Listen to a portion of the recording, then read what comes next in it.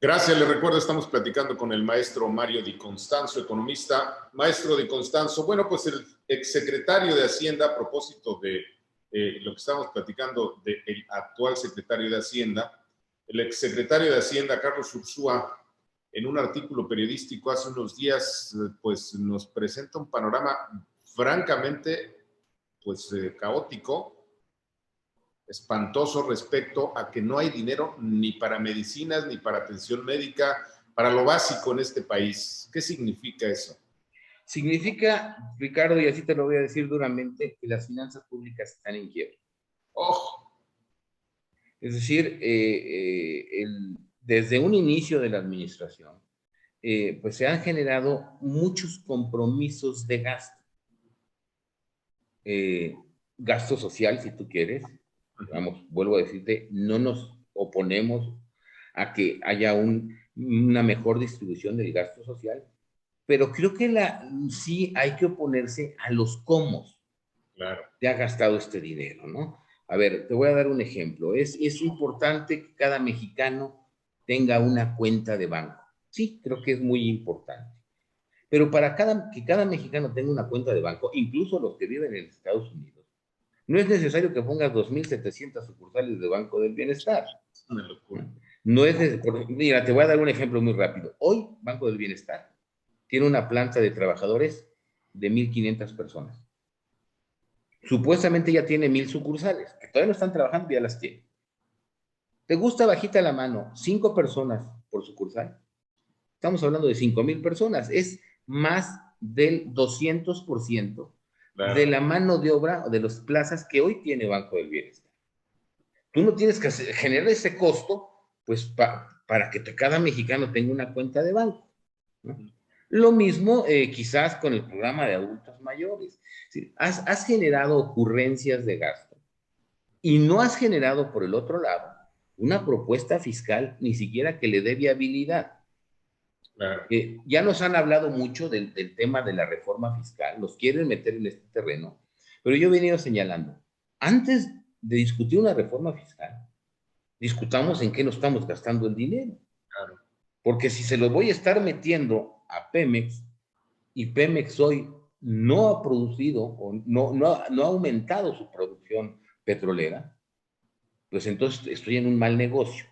Entonces, la falta de buscar mecanismos para hacerse de los ingresos públicos, aunado al incremento en los requerimientos o en las ocurrencias de gasto, pues es lo que tiene al país así. Y con otro factor muy importante. Mira, en estos 30 meses de gobierno, Sí. el gasto social, educación, salud, se ha incrementado 18%. El gasto en desarrollo económico ha caído casi 3%. ¿Cuál fue el resultado? Que tenemos más pobres. Sí, claro. Entonces, ese no es el camino. Estamos gastando mal. Nuestro gasto social tiene una mala calidad de gasto. Entonces, tenemos unas finanzas públicas quebradas porque los programas no están teniendo el impacto requerido. Entonces, sí, el doctor Ursúa tiene mucha razón y esto amenaza además pues, las decisiones que se están tomando y por eso todo el mundo tiene pavor al tema de Banco de México y al tema de Arturo Herrera. Claro. ¿No? Ahora, sí. Adelante. Porque mira, por un lado, Arturo, mira, más allá de que me caiga bien, que nos caiga mal, lo que sea, no cumple con los requisitos de Banco de México. Claro, legalmente no los cumple. Y segundo, el mensaje que estás dando, y más con este tema de los derechos especiales de giro, es que le estás coartando la autonomía al Banco de México. Entonces, esto pues va a ser en detrimento de toda la economía, ¿no? Entonces dices tú, tengo necesidades de gasto, no tengo ingresos, pues a todo el mundo le da miedo de que vaya a acabar con la autonomía y que regresemos a la época de impresión de dinero o de la utilización de las reservas internacionales para objetivos pues, que no están diseñados. Hay otra situación de miedo, de temor, yo la he escuchado entre la gente en común, la gente en la calle, el tema de las pensiones, de los jubilados y pensionados que ya quieren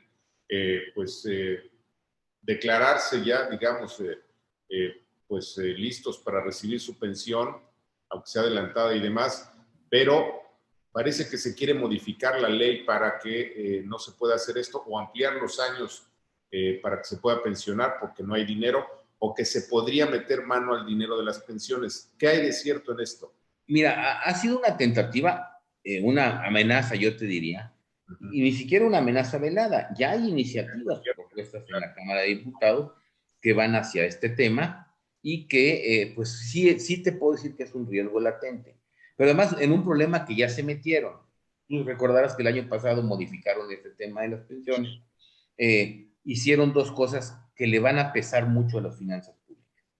Redujeron las semanas de cotización de 1,250 semanas, que eran como veintitantos años, 25, 24 años, las bajaron a 750.